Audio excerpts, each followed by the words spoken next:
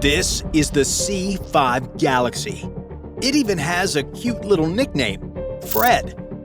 You'll see why in a minute. However, that's the only little thing about it. Fred is gigantic. The C5 is 247 feet long, 65 feet high, and has a 222-foot wingspan. But why does it need to be so big? Well, there are multiple reasons, and it starts with the cargo component, which is 121 feet long, excluding ramps, 19 feet wide, and 13.5 feet high. That's because it needs to carry all kinds of equipment all over the world. The Galaxy can carry tanks like the M1A2 Abrams, of course, but that's just the beginning. It has a standard payload capacity of 240,000 pounds that can be increased up to 291,000 in wartime. Its maximum takeoff weight in wartime is a staggering 840,000 pounds. The C5 has more wonders than its bulk, though. This plane is versatile. It has 73 passenger seats in the rear upper deck and 8 in the forward upper deck, but they face backward, toward the tail. Why? Well, remember that this is primarily a cargo aircraft, not a passenger aircraft. The rear-facing seats allow the Galaxy to maximize its cargo mission. The seats make it easier to access the cargo area and maximize the space for the optimal arrangement of both crew and supplies. It's safer, too. It means the plane can be evacuated more quickly in an emergency, and there's more mitigation in cases of turbulence or hard landings. Passengers facing the tail will experience less stress in such events, preventing injuries. But for all these marvels, the C5 hasn't come without controversy. The latest C5M Super Galaxy variant costs $57,508 per flight hour as of August 2024. The high cost comes partially because of the rigorous demands of its early development.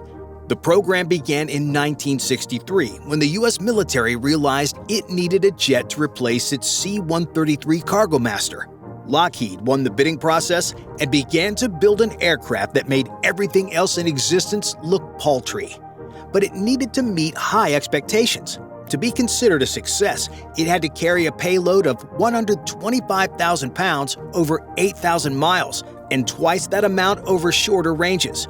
It had to be able to take off on runways of 8,000 feet in length and land on runways only 4,000 feet long. The most controversial requirement was that the entire C5 airframe could survive for 30,000 flight hours. Lockheed seemed to meet all of these requirements when the plane made its debut in December 1969. But problems came almost immediately. Wing cracks showed up in the fleet by the mid-1970s, which forced all C5A aircraft to lower their payloads to 50,000 pounds. As a result, the C5 fleet was re-winged between 1981 and 1987 with aluminum alloy wings that hadn't been available during the initial rollout period. Later versions came with further improvements in wings. They last longer now, engines, and flight control systems. The C5C version made better use of the cargo area, removing the troop compartment located in the aft upper deck and modifying the aft cargo door complex. Both of these changes increases the size of the cargo compartment's aft loading area. Now that you know all of these things, you might have guessed that Fred is actually a bigger name than it seems. It's called that because it's a slang acronym for freaking ridiculous economic disaster. Except they don't use the word freaking. The Galaxy might have painful cost overruns and be expensive as hell to fly, but it's so damn cool, and we haven't even touched on some of the coolest stuff yet. The engineers thought about the loading challenges on a plane this tall too, which is why this behemoth can lower itself to your level. It can kneel, or rather its landing gear can. When parked, the C5's landing gear can retract until it is mostly underneath the belly of the plane. This makes it easier to deploy its ramp and load and unload cargo. That sounds easy, but remember that this plane weighs 400 tons, not including all the other stuff it carries.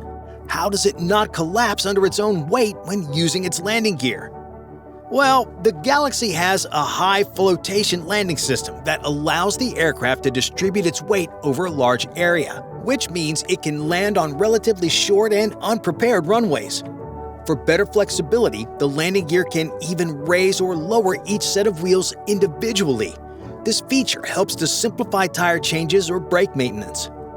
Each C5 Galaxy has 28 wheels that can do this for better stowage. Stowage is the ability to organize cargo and equipment on a vehicle like an aircraft or ship. For the C5 Galaxy, the wheels enable the strategic placement of cargo in the optimal way, but that doesn't mean this is an easy task. In a commercial aircraft, cargo would typically be loaded using forklifts, lift trucks, or scissor lifts. Naturally, this isn't possible if you're trying to load a 147,000-pound Abrams tank, so the plane has to come to you instead. That's why it kneels. That way, the cargo deck is aligned with the equipment that needs to come onto the aircraft. But as you might have guessed, there's more tricks that make loading cargo onto the C5 incredibly efficient. Don't just look behind, look at the nose too. Do you see this? That's a C5 Galaxy turning its nose up at you. No, it's not to be rude. It's doing this to make its life easier. The C5 nose opens to the full width and height of the cargo compartment.